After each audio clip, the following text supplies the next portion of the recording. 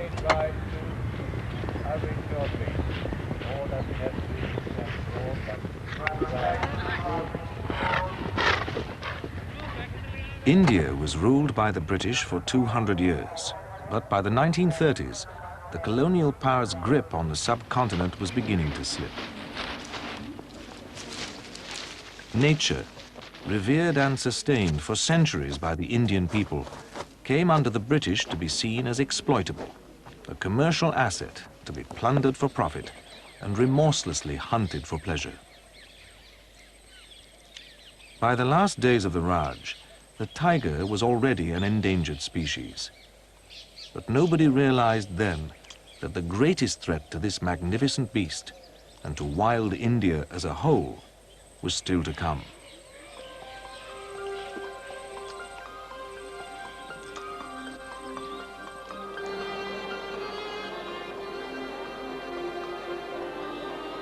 The twin architects of the Indian freedom movement in the 1930s and 40s were Nehru and Gandhi, whose vision of democratic village-based development motivated millions. But with the death of Mahatma Gandhi, it was his friend and disciple, Jawaharlal Nehru, who was to inherit the mantle of leadership and point India in the direction of rapid Western-style industrialization. Long years ago, we made a tryst with destiny, and now the time comes when we shall redeem our pledge, not wholly or in full measure, but very substantially. At the stroke of the midnight hour, when the world sleeps, India will awake to life and freedom.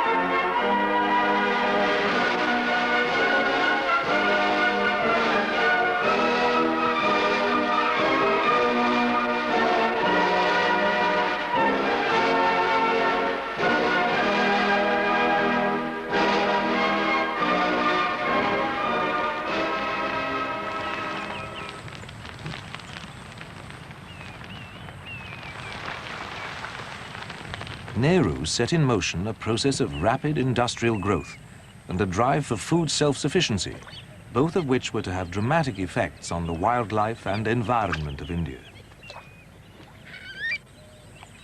The Gulf of Kutch, a large tidal estuary in the northwest of the country, is a vital feeding ground for many species of coastal and migratory birds. The kind of ecosystem that's highly vulnerable to disturbance.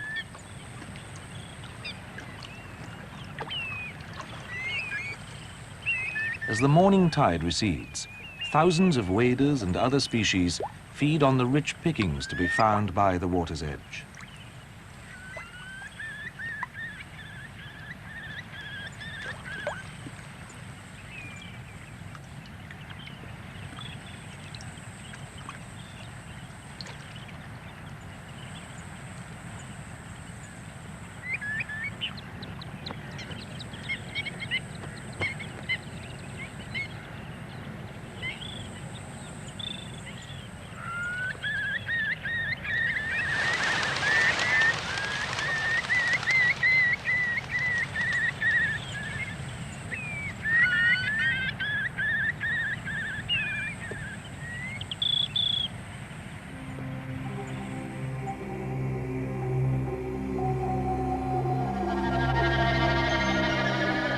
It's not just the bird life that makes the Gulf a special place for wildlife.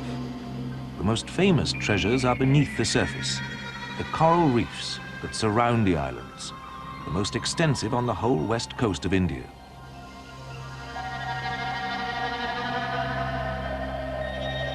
corals are living creatures consisting of millions of tiny organisms.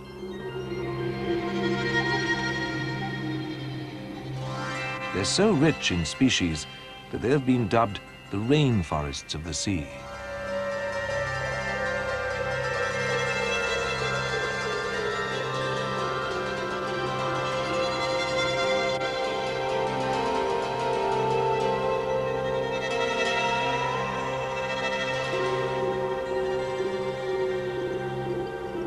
In the years after independence, much of India's coral was plundered as a raw material by the cement industry, and that of the Gulf of Kutch was no exception. Yet large areas of living coral did survive here, and Piratan Island, in the heart of the Gulf, was declared India's first marine sanctuary in 1981.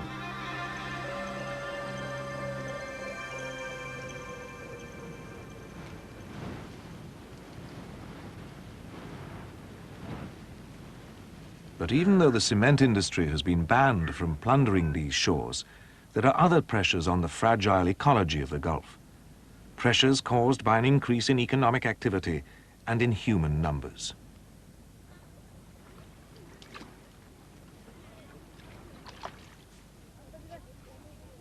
Apart from the lighthouse keepers, the only people who visit the islands today are Muslim pilgrims who wade ashore here on holy days to hold feasts and pay homage at the shrine of a saint.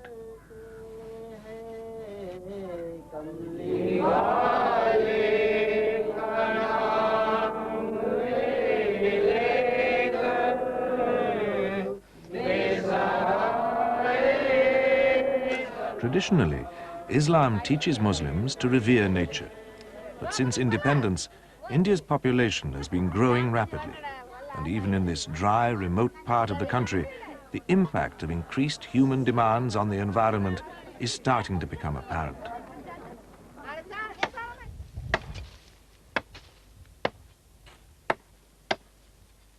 The main casualty has been the vitally important mangrove forests. People cut the mangroves mainly for fuel and for fodder for the cattle. There is no other fuel for these people when they go out fishing. So this is the easiest and most readily available stuff. That's why they use the mangrove.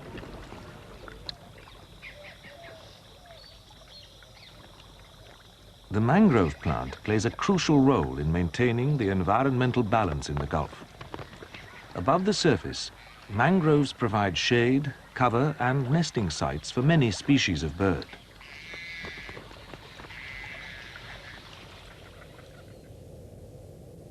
Beneath the surface, mangroves have another vital function in the food chain.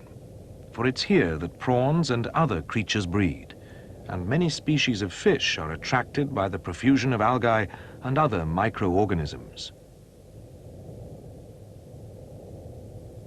Mangroves are saltwater resistant and can only survive where there is periodic flooding by tides, when mud is deposited naturally along the shore. Along the water's edge, new shoots seem to push up from below the mud. But in fact, many of these are air-filled breathing roots, sucking in vital oxygen, as the mud itself contains little. The roots of the mangroves also help to bind the islands together by holding on to the silt. But since independence, mangroves have been destroyed along virtually the whole of India's coast, and the local fishermen are noticing the difference. हाल पहले जंगल वो अच्छी हुई, अभी जंगल थोड़ी थोड़ी काट रही है। क्यों काट रही है कि वो गरीब लोगों की साधन कोई कुछ नहीं है इनके पास है, तो काट करके इस बच्चे का पेट भरता है। कोई केरोसिन नहीं सोचता है तो बारने के लिए थोड़ा काटता है। People also cut firewood to make a living, and with the demand for fuel ever increasing, there's more to be made from selling firewood now than there is from catching fish. So it's not surprising that mangrove cutting is on the increase. 5 years ago, this island was completely covered in mature mangrove forest. Now, it's a desert.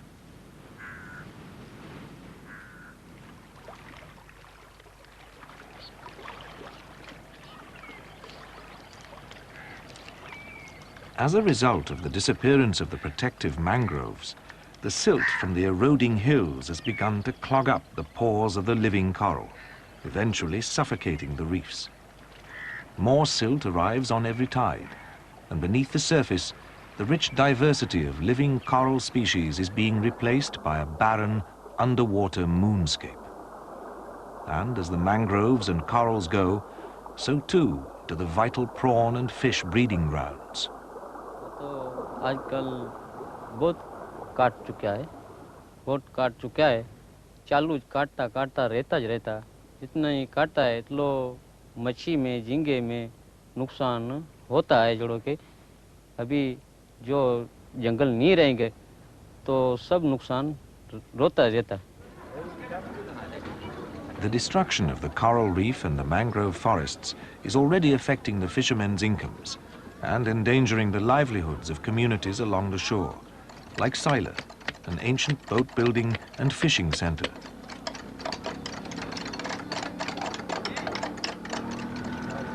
Many of the traditional sailing craft along this part of the coast have been displaced since independence by more modern, mechanized trawlers.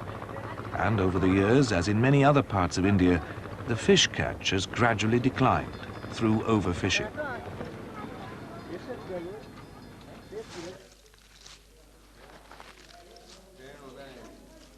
With the destruction of the prawn nurseries in the mangroves, even this hitherto reliable source of income is endangered.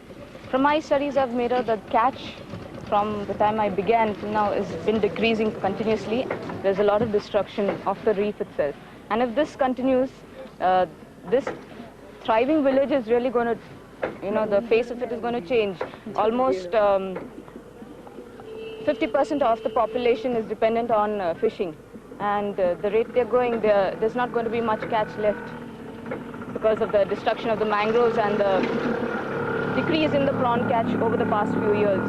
Increase in trawlers and decrease in catch. They're not going to be able to survive for long on fishing.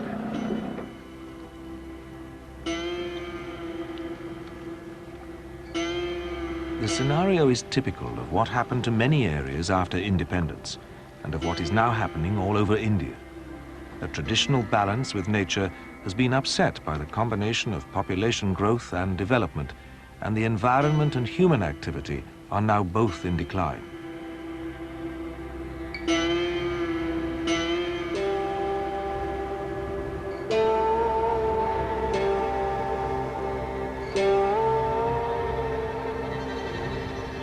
One day in the not-too-distant future, there will be no mangroves, no birds, no prawns, no income for the fishermen of the Gulf of Kutch, and whole communities will have been forced to abandon their livelihoods and migrate permanently to the distant and already overcrowded cities of India.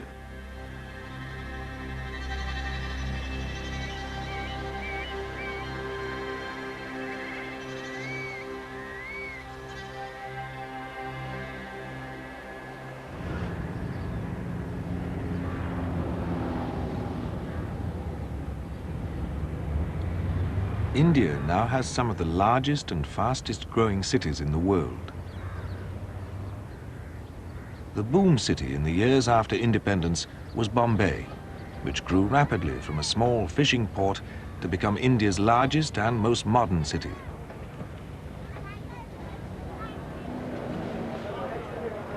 In the last 30 years, constant migration from rural areas has raised Bombay to megacity status, with over 12 million people. They come to find work and share in the benefits of Nehru's dream of an industrial utopia.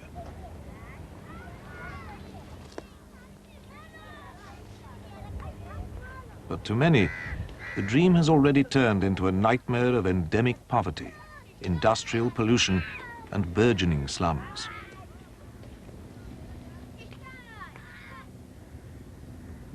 Dharavi is Bombay's largest slum and the most densely populated in Asia. 750,000 people crammed into 4 square kilometers.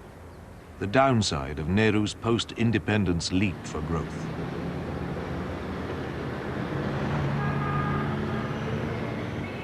Nehru had it wrong because Nehru had no way of knowing what the environmental results of his dreams, his industrial dreams, was going to be.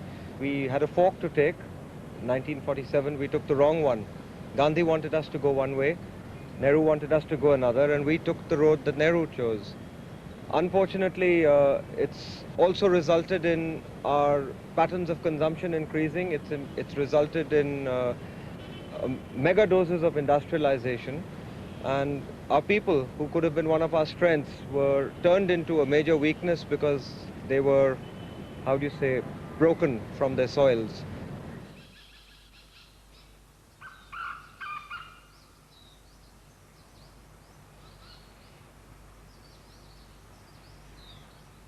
One of the rural areas that was worst hit by uncontrolled industrial development was the western Himalaya, whose rich silver oak and teak forests were a prime target for the timber industry in the decades after independence. Until the British came to this area, people lived here sustainably, depending on the forests for their everyday needs and farming the land on carefully managed terraces. But modern development, especially since independence, has led to the plundering and destruction of many of the region's natural resources. The scars of deforestation caused by the logging and quarry industries are clearly visible. Bare and barren slopes, the soil irretrievably washed away, the rainfall runoff causing flash floods and landslides.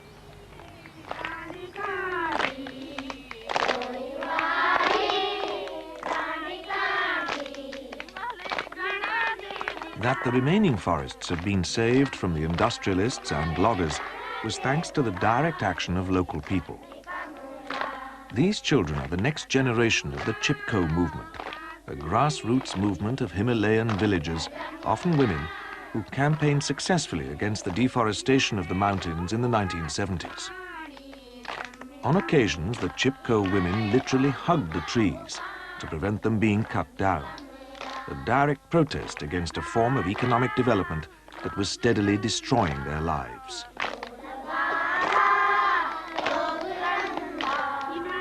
You know, the politicians, they are fascinated with the idea of development which believes in economic growth, and they want to make India like Europe and America, so that we have more energy, we have more power and everything, and we have more area under irrigation.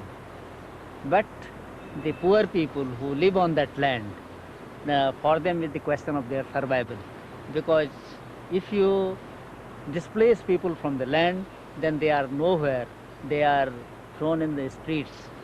So these people are fighting for their land, agricultural land, for the forests, which are their permanent capitals.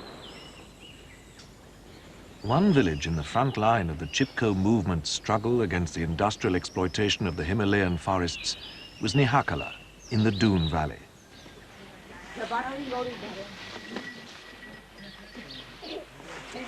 As in all rural areas, people here are dependent on nature for the basics of life.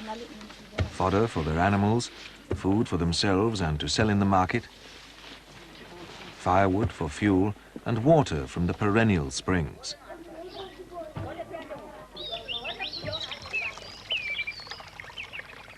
The forest surrounding the village gives them all of this, plus highly effective medicinal plants.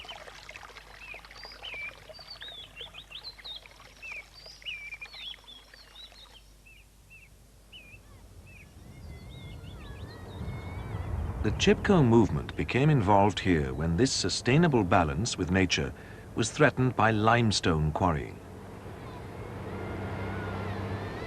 All along the Doon Valley, quarrying expanded dramatically in the 1960s and 70s. Phosphate mining for fertilizers and open-cast limestone quarrying for the cement industry to feed the nationwide construction boom.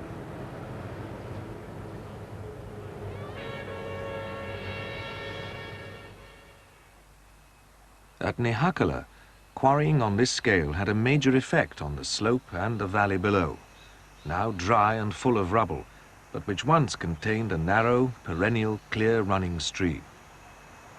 Higher up on the mountainside, the villagers soon discovered that their own water supply from an ancient spring in the forest was also drying up. खाली के पानी ये जब ये blasting हुआ ना, खान वालों ने ब्लास्टिंग किया तो पानी सूखा, तो हम लोगों ने इसी बारे में हमने इसका जागरण किया कि भाई हमें पानी की कमी है, जंगल लकड़ी की कमी है, चारा की कमी हो रही है, इसलिए इस खान वालों को भगा दो, हैं? पानी हमारा सूख गया था, पर जब से हमने ये खनन का काम बंद किया, तब से हमारा पानी स्रोत चलने लगा.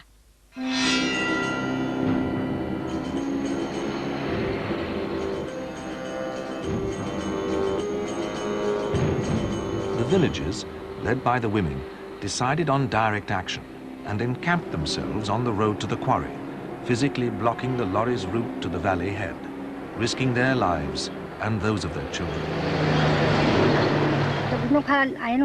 मैं भी खुंदा खाएंगे, बोले भैया हम तो सबसे बुढ़ा ठहरा, हम तो नहीं होने आए. बच्चों को बोले, सब बोले, लोग को बोले, भरवाने को बोले, मर्दों को बोले कि चला कर संगत. 12 बजे रात हम खड़ा गए, उनके 8 गाड़ी आए, हम गाड़ी रोके. 12 बजे रात हम खड़ा गए, हम गाड़ी रोके. फिर उन बोले कि हम तो काटी फेंक दूला, हम बैठ गए, हम बोले तुम काटी फेंक जावा. When the lorry drivers refused to cooperate, the women told their children to lie down in the road. And this, plus the unyielding determination of the villagers, eventually brought the lorries to a halt. इतना मैं घास गए कि मैं देखें कि गट्टू बेटी नहीं गए खान पर. मैं गए, मेरा बच्चा था सूरत और भरत गैल में. तो जब हम गए हो तो हम मैंने गाड़ी को हैंडल पकड़ देना है. गाड़ी को हैंडल पकड़, मैं घसीटी को बहुत काफी दूर ले गए. तब मेरा बच्चा ने क्या किया कि मेरा हमारी माँ मारे वाले हूँ, गाड़ी वालों गाड़ी अंच चढ़ा ले माँ का, तो आगाड़ी देते हैं वो लेट गए. गाड़ी का गाड़ी मेरा बच्चा भरत भी और सूरत भी लेट गए. इस बारे में इस तरीके से हम लोग गाड़ी बहुत परेशानी हुए मैं थे. हम उन लोग को घसीटी बहुत दूर ले गए, पर मैंने बोला तुम कोई बात नहीं, मछली मार दिया, पर हम गाड़ी पास नहीं हो दिया खान पर. The trucks were turned back on that night, and on many other nights to follow. The villagers of Nihakala waged their campaign for 3 hard years, during which time they endured much suffering. But eventually, with the help of the Chipko movement, the media and other local environmental groups, they won, and the quarry was closed down. Now the scale of limestone quarrying in the Doon Valley area has been much reduced, with only a few cement factories still in operation. And the quarry near Nihakala has been stabilized by the government and replanted with trees. Gradually, the springs have started to flow again. The forests have begun to recover, and the way of life is getting back to normal. And the people, though scarred by their experience, are more determined than ever to fight for their forests. और जो डाला बुटला रंदन तो हम बल हल चाहिए, हम जीवा चाहिए, हम उठे सब कुछ चाहिए, हमारा हम पर्यावरण लड़े, ठीक है. और हमारे बच्चा छोटे छोटे बच्चा हमारे का खिंचाई पड़े, हम कभी नहीं जानते आज दुकान बीमारे ठंडो पानी है, ठंडी हवा चलना, हम ठंडा पानी आजाद जाओ, आजाद जाओ. नहीं जाना बैठ डॉक्टर अब सर में जाना, आज बैठ आज डॉक्टर की हवा नहीं. You know, in countries like India, where population is too much and the land is too little, land is our most precious resource. And any activity which takes away this resource is anti-development, it is anti-people, and it is why people all over the country, they are, the poor people, especially the hill and tribal people, they are raising their voice against these big dams, against big factories.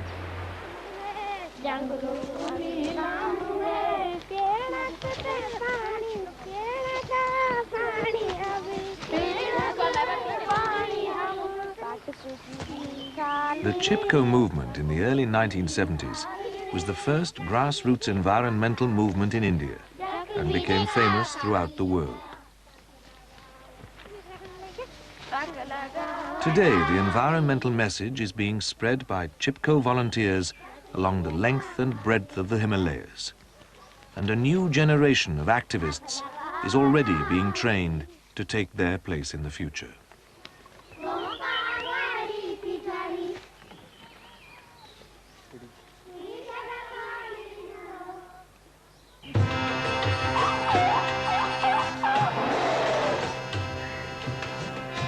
the 1970s, Nehru's daughter, Indira Gandhi, had replaced her father at the helm of the country and was becoming increasingly alarmed by the widespread loss of habitat and, in particular, the threat to the tiger. At the turn of the century, there were probably still as many as 40,000 tigers in India, but by the late 60s, numbers had fallen to a mere 1,800 or so. So in 1973, with the support of the Worldwide Fund for Nature, Mrs. Gandhi instigated one of the boldest conservation initiatives in the world, Project Tiger. In all, 18 tiger reserves were established in a wide variety of habitats, from the semi-desert areas of Rajasthan to the dense jungles of the Indo-Gangetic Plain, the mangrove swamps of the Sundarbans, and the tropical rainforests of the eastern Himalayas.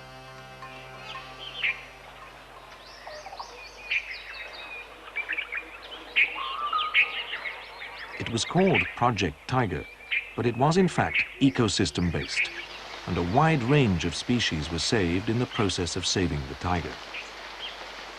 One of the wettest regions in India, Namdapha in Assam, is particularly rich in plant and animal species.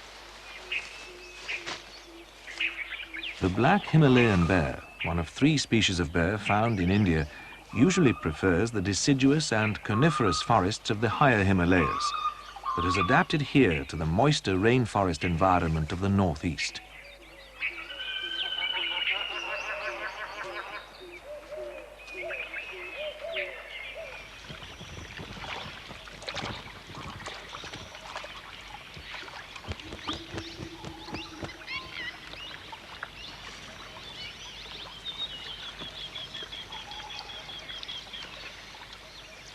The python, one of India's largest snakes, is found in a variety of habitats, from dry semi-desert to moist forest.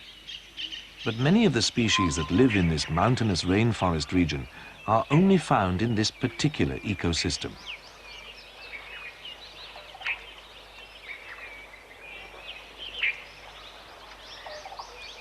A young hoolock gibbon, India's only ape, and indigenous to this part of the country, swings through the branches in the high canopy of the rainforest.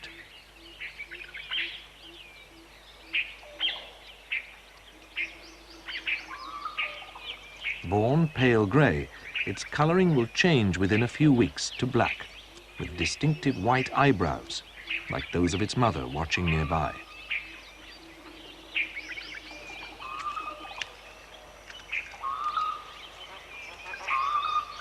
A slow loris, another rare species, only found in this part of India. Normally nocturnal with large eyes for night vision, the loris never comes down from the canopy and is well adapted to life in the tops of the trees.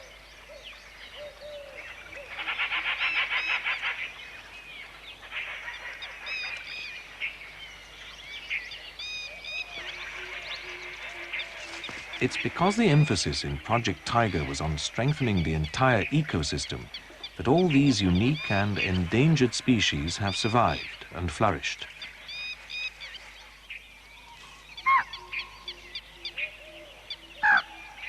But today, neither they nor the tiger itself are safe from the rising tide of ecological destruction. Project Tiger is now in trouble for various reasons. The most important reason is the fact that there is a big threat on the tiger because of its derivatives that are used in Chinese medicine, which means that a poacher can kill a tiger and get an extraordinary profit for the bones. India is the custodian of 60% of the world's tiger population, and we have to fight off this threat. The second problem is a problem which is always going to face India, which is our population growth and the huge pressure on natural resources, 43% more than it was when Project Tiger started. And then there is a way of life that is changing in this country. A rapid, spiraling consumerism, a market force, big problems in pockets all over India leading to militancy. And a lot of the militants are now seeking refuge around or in Project Tiger reserves. And this is a big problem for forest administrations to tackle. All these 3 combined make the problem immense.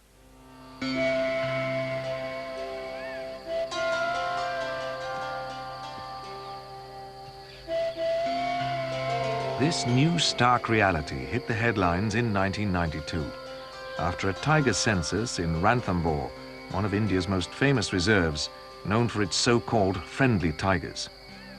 Tiger numbers were found to be down dramatically, from 45 at the last census 4 years ago to just 12. And it was soon confirmed that numbers were falling fast in at least half of the Project Tiger reserves. These pictures, in fact, were taken several years ago. Today, these and the other friendly tigers are no more, most having fallen to the poacher's bullet. The main cause of the sudden decline in Indian tigers was the expansion of demand in China for tiger products. Not so much skins, but tiger bones, which are turned into a traditional Chinese medicinal cure for arthritis. To keep just one factory going in China or Taiwan requires the bones of 50 tigers a year, and there are many factories.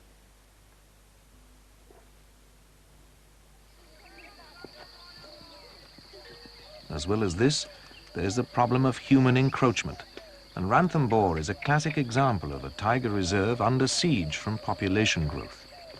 Every day, hundreds of women from villages, some many miles away, trek to the park and back for their firewood needs.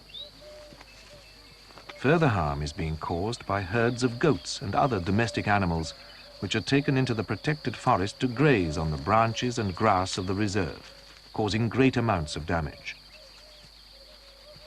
For many villagers, there's little choice, as most of the area outside the park boundaries is already severely overgrazed and degraded, with massive soil loss from wind and seasonal flooding.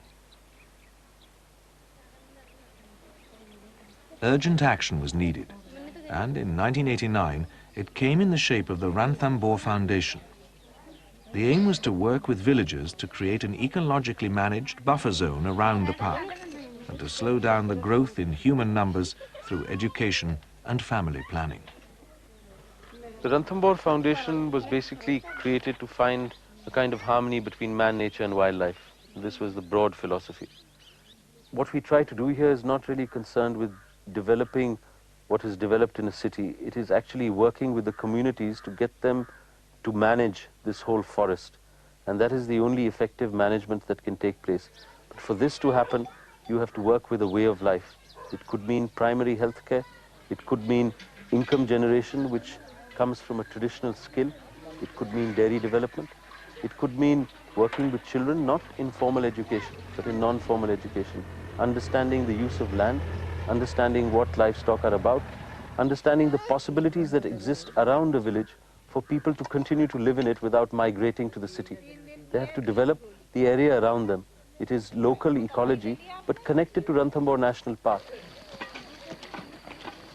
It's early days, but there's already an enthusiasm in the villages and a growing sense of awareness that the future of their local environment is of critical importance to their lives. Given time and protection from grazing, the degraded lands around Ranthambore could become carefully managed forests once again, and the survival of the villages ensured. And if this buffer zone of eco-development is established and works, the Ranthambore scheme could be a model for wildlife reserves all over India, and the last chance, perhaps, of saving the tiger. I think it's going to be very difficult to save the tiger. The way things are going, it will probably go extinct either before the turn of the century or just after the turn of the century. Virtually extinct. There may be little few numbers around wherever there is some forest. I think the effort is at the moment to delay its extinction. That's how I look at it. And this can happen now in many ways. We have to work with people who live around protected areas, who live around Project Tiger reserves in an effort that they start to protect the reserve, believe in it, and ultimately the fate of the tiger is going to lie in their hand. We can have hundreds and millions of conservation projects, but without the involvement of the people in these projects, there is no hope. 5, we have engine start, 2, 1, we have ignition and we have liftoff.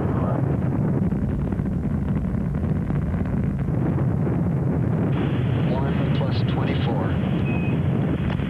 Copy, Houston, and right now we're still looking good in the cockpit, and understand we're go for the 4. In the 1980s, India entered the space age. The American spacecraft Voyager carried an Indian communications satellite into orbit, and later that same year, villagers were able to watch the first Indian man in space on television images beamed by satellite direct into the villages. In this decade, India's economy continued to grow, as did the population. But most of this development was concentrated in the cities, and the concept of two Indias was reinforced. An impoverished rural India, still populated by 75% of the people, and a relatively prosperous urban India, with burgeoning Western-style habits of consumption.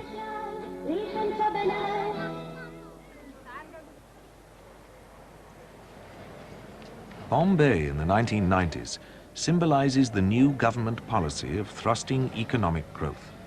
For India is now in the throes of a quiet revolution, as it jettisons many of the old socialist and protectionist ways and welcomes investment from the rest of the world. For years, the Third World, or South, has accused the developed world, or North, of perpetuating an unfair and environmentally damaging economic system. But in the new free market India, it's already a different story. The patterns of consumption of the North are directly affecting the environment in the South. Things like rainforests being converted into toilet paper or hamburgers or what have you. But an even more insidious danger is the fact that your ambitions have been exported to us, and almost like the Trojan horse, this wonderful consumerist dream has been placed just on the outskirts of our country, and we pulled it in. And from the belly of that beast, we're destroying our own nation. So it's really now not just a question of the North and the South, it's also the North within the South. And that is really that's really the problem that the environmental movement will have to tackle in India. An issue of being able to fight the haves and prevent them from completely devastating the have-nots right now.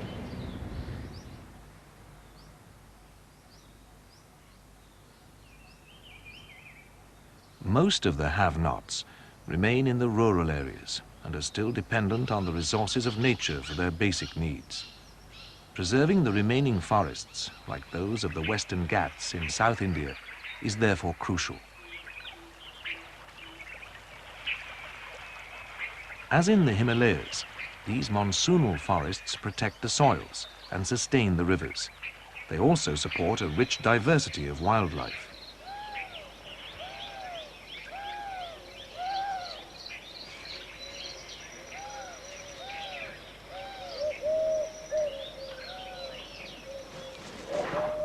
This part of the forest, Mudamalai Sanctuary in Tamil Nadu state, is one of the last strongholds of the Asian elephant in India. Elephants need space in which to feed and breed, and bulls regularly have to migrate large distances in order to mate and prevent inbreeding.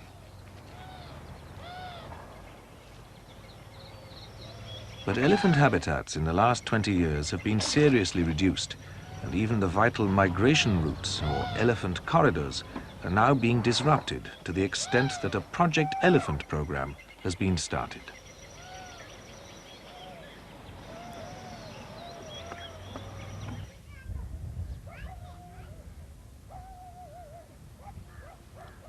Mudamalai itself, despite its sanctuary status, is under siege on all sides from unrestricted human activity, and some parts are already seriously deforested and eroded.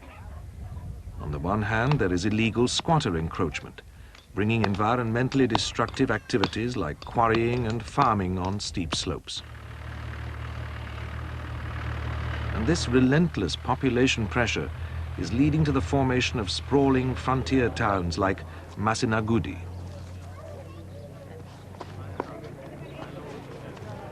As well as this, there is also the spread of plantation agriculture and cash crop forestry, notably of the fast-growing Australian tree eucalyptus. Besides drinking up vast amounts of water, eucalyptus allows little in the way of subgrowth by other species, and these forests are therefore of little use to either wildlife or local people. In fact, the only people who benefit at all are the industrialists. what happened since independence is really a continuation of what was happening earlier, but at a much faster pace.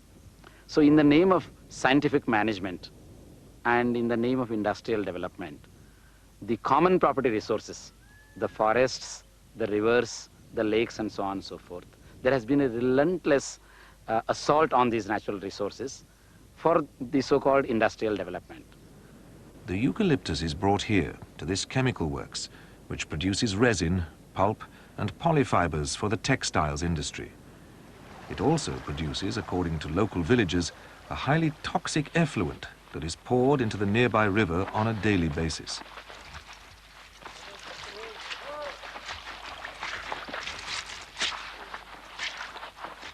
Further downstream, this acid pollution has been causing serious harm to local people for years, ruining fish catches and damaging health. Anyone who uses the water in any way is at risk, particularly children.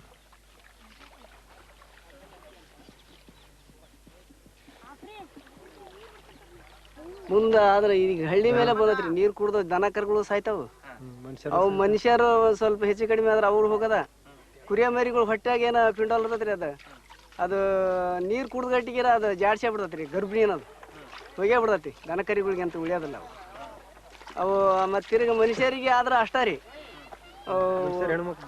ಗರ್ಭಿಣಿ ಆದವು ಅವು ಪಾಪ ಅವು ಅಡ್ಡಾಗಿ ಹೋಗೇ ಬಿಡ್ತಾವ್ರಿ ಈಗಿನ ಕಾಲ ಜನರು ಸ್ವಲ್ಪ ಹೊತ್ತಾಗಿ ಬಿಡ್ತಾ ಜನರು ಹೋಗೇ ಬಿಡ್ತಾರೆ ಅಡ್ಡಾಗೆ ಹೋಗಿ ಬಿಡ್ತಾರೆ ಹಿಂಗೆ.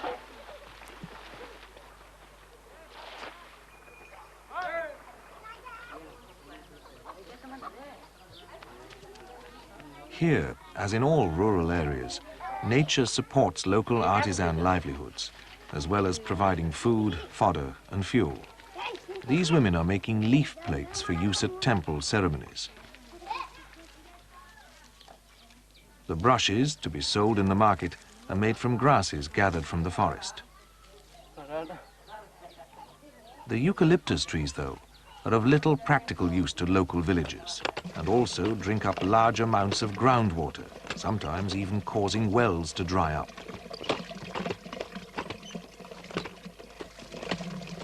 ಮೊದಲು ಫಸ್ಟಿಗೆನ ಇಲ್ಲಿ ನಮಗೆ ಕಾಡು ಭಾಳ ದೊಡ್ಡದಿತ್ತು ರೀ ಅದು ಚಲೋ ಇತ್ತು ಊರೋಳು ಕಟ್ಟಿಗೆ ಗಿಟ್ಟಿಗೆ ಸಿಗ್ತಿದ್ದು ದನಕರುಗಳು ಮೇಯಕ್ಕೆ ಎಲ್ಲ ಭಾಳ ನಮ್ಗೆ ಆರಾಮಿತ್ತು. ಆ ನಂತರ KPL ನಾವು ಬಂದು ಇದನ್ನೆಲ್ಲ ಬುಲ್ಡೀಜರ್ ಹೆಚ್ಚು ಹೊಡೆದು ಪೂರ್ಣ ನಾಶ ಮಾಡಿ ನಮ್ಗೆ ಊರೋಳು ಕಟ್ಟಿಗೆನೇ ಸಿಗಲಿಲ್ಲ, ಒಂದು ದನಕರುಗಳು ಮೇಯಕ್ಕೂ ಅನುವು ಆಗಲಿಲ್ಲ, ಒಂದು ನೀಲಗಿರಿ ಗಿಡನೂ ನಾಟಿದೆ. In this village, with legal and scientific support from Hiramath's organization, SBS, the people decided to take action to protect their forests by demanding that the eucalyptus be removed. For them, the produce from their natural forest lands was the key to their survival. They began to demonstrate, and when that didn't work, took direct action by pulling up the eucalyptus and replacing it with seedlings of trees that were of use to the people, an action later dubbed Pluck and Plant. When the men came again, the villagers repeated their action. Then, after more major demonstrations and court cases, they won the day, and eventually the support of the government. The trees planted now are ones which their traditional knowledge tells them to value. ये जो दरख्त है इसका नाम सिरकी का दरख्त बोलते हैं और इसका फल जो है वो पकने के बाद में बच्चों के लिए खाने के लिए आता है और ये ले जाकर बाजार में बेचते हैं और इससे गरीबों का फायदा उठाते हैं और इसकी लकड़ी भी हम जलाने के लिए काम करते हैं और इसको होनारकी का दरख्त बोलते हैं। इससे पेट का दर्द जो उठता है उससे ये दवा के लिए काम आता है और इसकी लकड़ी भी काम आती है, हम इससे काम लेते हैं। और ये जो दरख्त है इसे गोबरी का दरख्त बोलते हैं, इससे गोबरी भी तैयार होती है और हम खेतों को भी डालते हैं और इसकी लकड़ी हमें जलाने के लिए भी काम देते हैं।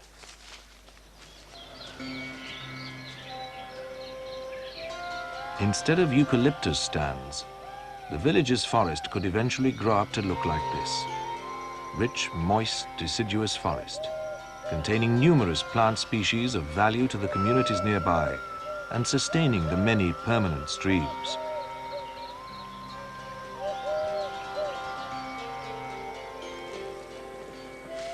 If the forests of the Western Ghats can be protected and regenerated, countless animal species will also be saved, and the Asian elephant will have a much better chance of survival, as its migration corridors will be intact and the impact of human activity contained.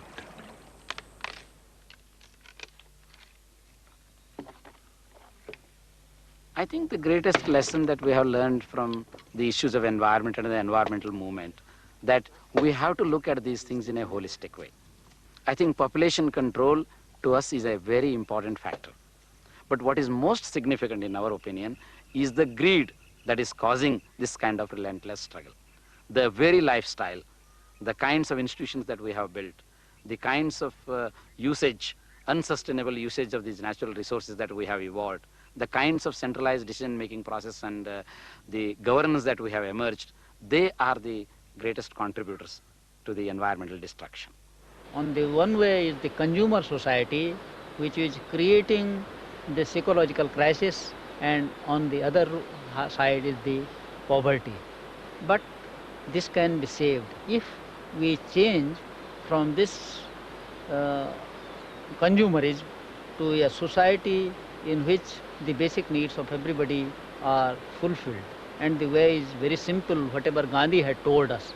Gandhi had told us that we should be self-sufficient from our surroundings in our basic needs. So the first thing we have to do today is that we have to take care of our land, of our forests, and of our rivers.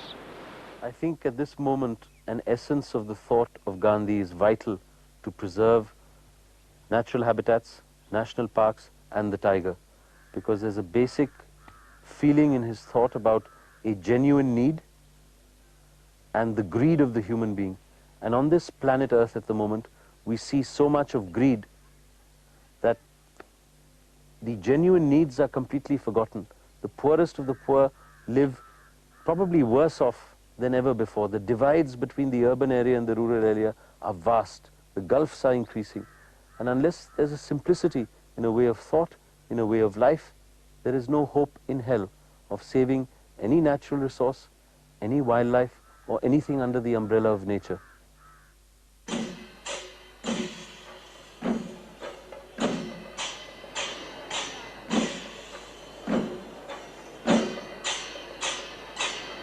At Tryst in the state of Kerala, the month of May sees one of the most spectacular events in the Hindu calendar, the festival of Puram.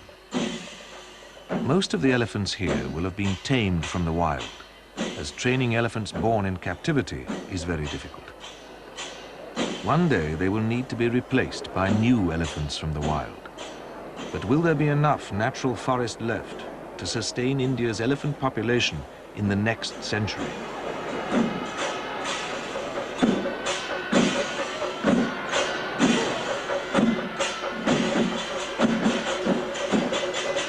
The survival of the Asian elephant, as well as of rural communities throughout India, will depend ultimately on finding a new style of sustainable development that does not destroy nature and that restores the traditional harmony between Indian society and the natural world.